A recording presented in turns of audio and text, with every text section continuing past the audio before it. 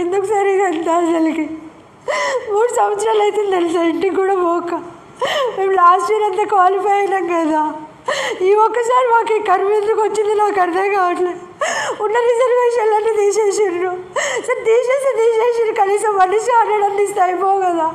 మేము మెయిన్స్ రాసుకుంటాం కదా. అసలుకి మా కోచింగ్లు కూడా అయిపోయినాయి సార్. అసలుకి ఇప్పుడు మేము ఏం చేయాలి? అసలు ఏ చెట్టు కూర పెట్టుకోవాలి సార్? అసలు ఏ భవన్ చూపెట్టాలి? అసలు ఇంటికి పోయి ఏదో ప్రభుత్వం వచ్చింది రావాలనుకుంటే తిరిగితే కదా అని అంటారు సార్. అసలు మాకు అసలు బతుకే లేదు సార్. అసలు ఒక ఛాన్స్ ఇస్తే గవర్నమెంట్కి ఏమొచ్చింది సార్? అసలు మేము ఏం అడగట్లే కదా.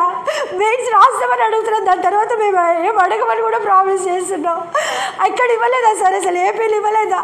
YS Rajasekhara Reddy sir result ఇచ్చిన ఒక 1 మంత్ తర్వాత కూడా 2008లో ఇచ్చిండు కదా సార్ 1:100. అంటే ఈ ఒక్క జనాలకి, ఈ తెలంగాణ జనాలకి నేను దౌర్భాగ్యం.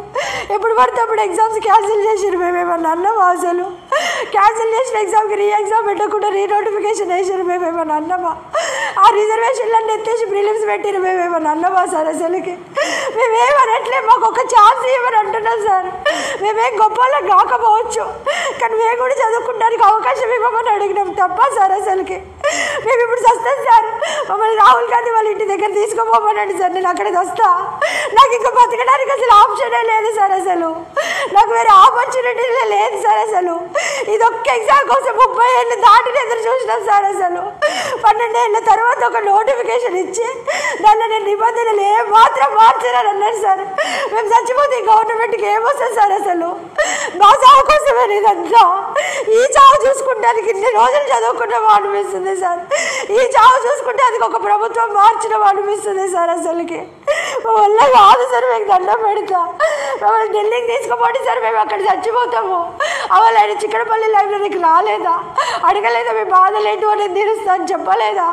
లేకపోతే ఆ రోజు బట్టి విక్రమార్క గారు అవును 1:100 ఇవ్వాల్సిందని ప్రతిపక్షాలు ఉండి అనలేదా? ఎందుకు సార్ ఇవన్నీ మీ కాని మాటలు? మీ ప్రభుత్వం, కాంగ్రెస్ ప్రభుత్వం వైఎస్ రాజశేఖర రెడ్డి నడిపినప్పుడు ఇవ్వలేదా? నిన్న కాక మొన్న ఏపీ గ్రూప్ 2 ఇవ్వలేదా సార్?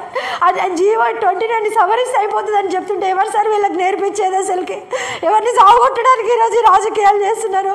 మేము వచ్చి రాస్తే చదువుకునేటానికి వచ్చి అంత ఇబ్బంది ఏముంటుంది సార్? అసలు ఒక అవకాశాలు పెంచడానికి ప్రభుత్వం ఆలోచిస్తుంది, ఒకటి చచ్చిపోయేటోని బతికేయడానికి ప్రభుత్వం ఆలోచిస్తుంది. కానీ ఈ ప్రభుత్వం అట్లా కాదు.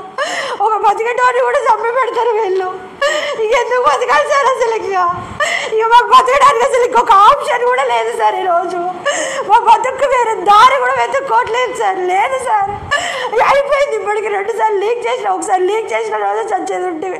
పోనీలు అనుకొని బతికినాం. ఇంకోసారి క్యాన్సిల్ అయిపోయిన రోజు చచ్చేది ఉంటుంది. అవ్వాల బతికినాం. ఇవాళ ఇక లాస్ట్కి ఏముంది సార్? ఇంకా ఈరోజు ఆవడానికి తప్ప దేనికి లేదు సార్. మీకు దండం పెడతాం సార్. అసలుకి మీకు దండం పెడతాం. ప్లీజ్ ఆ రూల్స్ మార్చండి సార్ ప్లీజ్. అసలు